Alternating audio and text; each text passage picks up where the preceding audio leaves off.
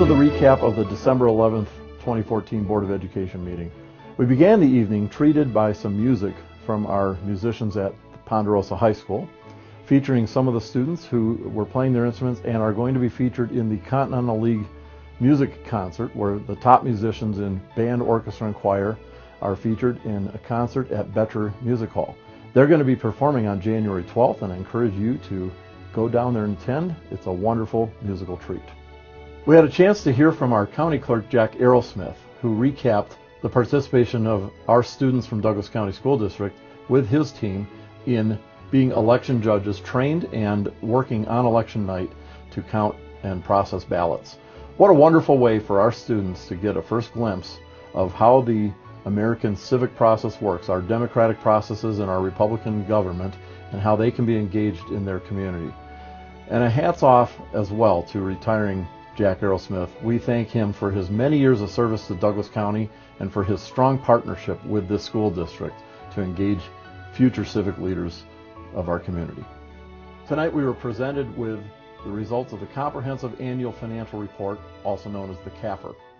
We were brought through the finer points by our CFO, Bonnie Betts, and we also had on hand our auditors from the Gladry and Associates, who shared that we have a clean audit and strong financials to report.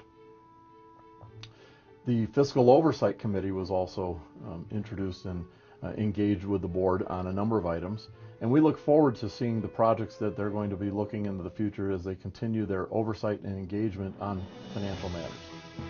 We heard from Chief System Performance Officer Matt Reynolds, who presented us a good bit of data on the performance of our students in the district, comparing not only Douglas County, but with the state, and then even in some cases some national data.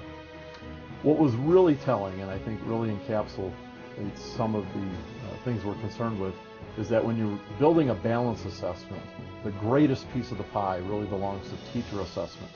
And then there's some additional pieces that are district, and then there's a very small slice that is part of the state standardized assessments. Now that gave us great information to lead into another item we had on our agenda, which was our legislative update. And there are a couple of key things that this district is championing with our legislature, and we have a lot of statewide support and are very optimistic about the possibility of this. One is to get our funding levels back to where they were before the recession by reducing the negative factor, and we're going to continue to push hard for that, as that's the right, equitable answer for Douglas County citizens and students.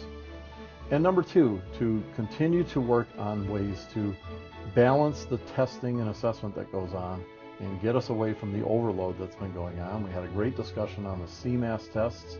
I think the state heard loud and clear from students around the state that when you're testing in 12th grade and it's not meaningful for students, the data you get back may not be so meaningful either. We were joined on the dais tonight by one of our student advisory group members, Hilary Hansen, who's a senior at Castleview High School. It was really enjoyable to have her on the podium with us because she asked a number of questions as well of the presenters and engaged in conversation with members of the board. One of in particular that was of interest was the mention of the CMAS test that was conducted recently for 12th graders. And it was really great to hear an authentic voice from a student who took the tests, but is also quite aware of a number of students around the state who didn't. And we really got into an interesting discussion about when you're assessing kids at a point where it doesn't matter to them, the data you're going to get is going to be difficult to be meaningful at another state level.